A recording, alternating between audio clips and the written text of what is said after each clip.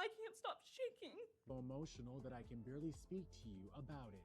Bryan Kohberger's sister Mel breaks her silence on Idaho murders, says family had no clue he was the killer.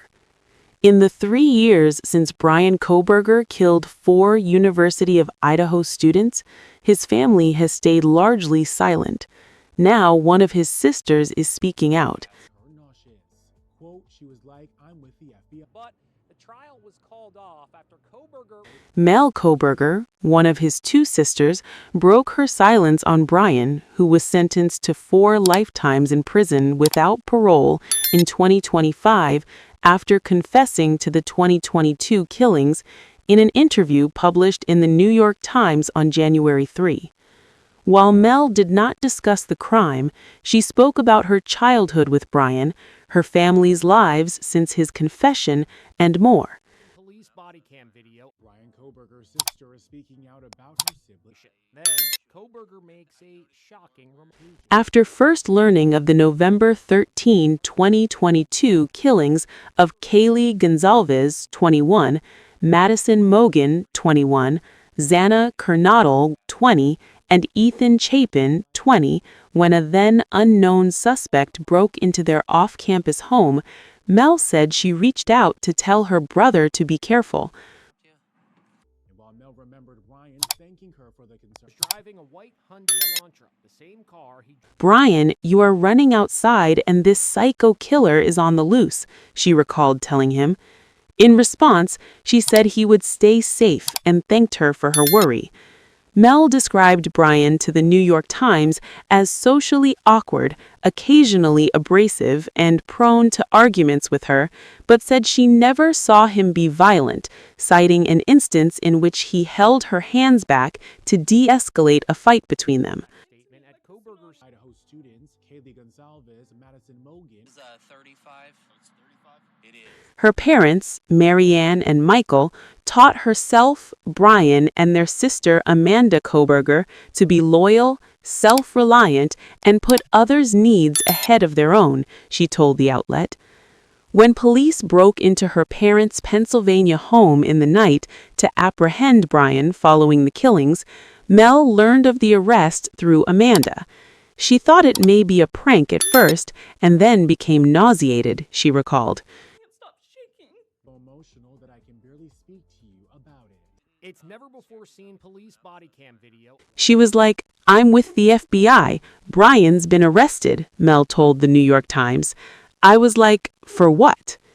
Mel also focused on the impact that being thrust into a national spotlight, particularly given the true crime culture of today, had on her family. At the time of Bryan's arrest, Mel was in the training stage of a position as a mental health counselor, which she agreed to leave after the employer received an influx of inquiries. While Mel remembered Bryan thanking her for the concern, Driving a white Hyundai Elantra, the same car he. as he lived in People on the internet also found and dissected footage of Amanda acting in a 2011 horror movie that featured stabbings.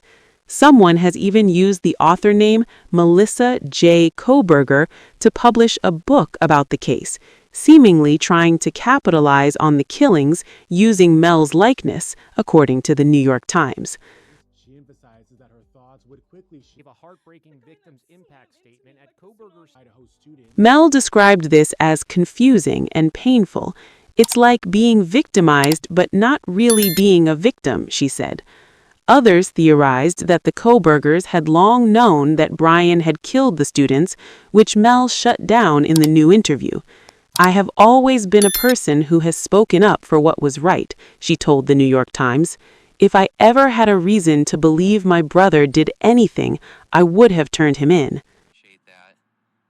Person who has spoken up for what was right. If I ever had a Think? I can't. Mel also said that prior to the killings, she and her family had pride in Bryan for becoming a doctoral candidate in the criminology program at Washington State University in the wake of the adversity he faced.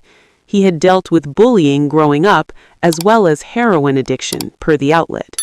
"We were all so proud of him," Mel said, "because he had overcome so much." quote, she was like, I'm with the FBI. But The trial was called off after Kohberger.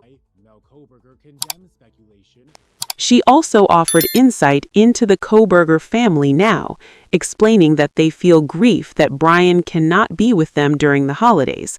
But this line of thinking would quickly turn to thinking instead of the families of his victims and their pain, she told the New York Times. That's what we can say. Don't forget to support our channel by liking, commenting, sharing, and subscribing. We thank you all for your support. Speaking out about her sibling Then, Kohberger makes a shocking remark. occasions, she emphasizes that her thoughts would quickly